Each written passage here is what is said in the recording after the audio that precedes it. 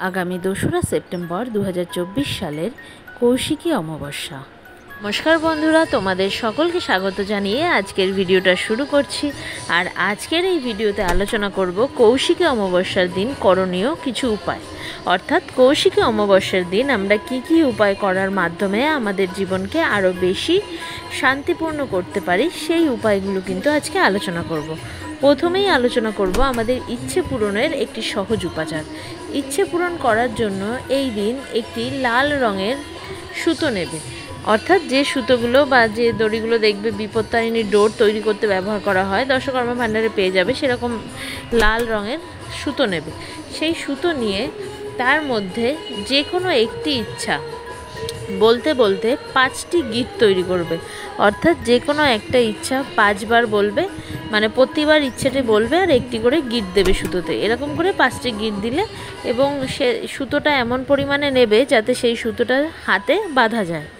এরপর স্ক্রিনে আসা মন্ত্রটি ওম ক্রিং কাল্লাই নমঃ 11 বার জপ করবে এবং করে যে মনের ইচ্ছা বলে গিট মেরেছিলে সেই একই মনের ইচ্ছা আবার মা কালীর উদ্দেশ্যে জানানো হয়ে গেলে সেই সুতোটা বাড়ির সিংহাসনে, যদি কালী ঠাকুরের মূর্তি থাকে বা ছবি থাকে তার সামনে রাখবে, আর যদি কালী ঠাকুরের কোনো বিগ্রহ বা ফটো না থাকে তাহলে নর্মাল সিংহাসনে রেখে দেবে। সারা রাত, অর্থাৎ অমাবস্যা চলাকালীন সারা রাত কিন্তু এটি ঠাকুরের সিংহাসনেই থাকবে। পরের দিন সকালবেলা স্নান সেরে এসে বেলা 12টার আগে ছেলেরা ডান হাতে এবং মেয়েরা বাঁ হাতে ওটি পড়ে নেবে এবং যতদিন ওই ইচ্ছাটি পূরণ না হচ্ছে ততদিন রোজ স্নান করে এসে এই একই মন্ত্র 11 বার করে জপ করবে এবং মনের ইচ্ছাটি মা কালীর উদ্দেশ্যে জানাবে। যেদিন ইচ্ছেটি পূরণ হয়ে যাবে সেদিন ওই সুতোটা কেটে কোনো পুকুরে বা প্রবাহিত জলে বিসর্জন দিয়ে দেবে। এরপরে যে উপায়টি নিয়ে আলোচনা করছি, এই উপায়টি হলো গিয়ে জীবন থেকে নেগেটিভিটি দূর করার এবং জীবনের যে কোনো খারাপ সময় বা খারাপ পরিস্থিতি চলছে সেই পরিস্থিতি থেকে বেরিয়ে আসার জন্য কিন্তু করণীয়। এই উপায়টি করার জন্য একটি জল ভর্তি কাচের গ্লাস নেবে এবং অবশ্যই গ্লাসটা পরিষ্কার একটি কাচের গ্লাস নেবে, যদি নতুন নিতে পারো খুবই ভালো। এবং যে গ্লাসটা ইউজ করছো সেটা কিন্তু পরবর্তীতে আর খাওয়ার কাজে, মানে খাবার দাবার খাচ্ছ যখন ওই গ্লাসে কিন্তু জল খেতে পারবে না আর, কারণ যেহেতু এটা নেগেটিভিটি রিমুভ করার কাজে ব্যবহার হবে।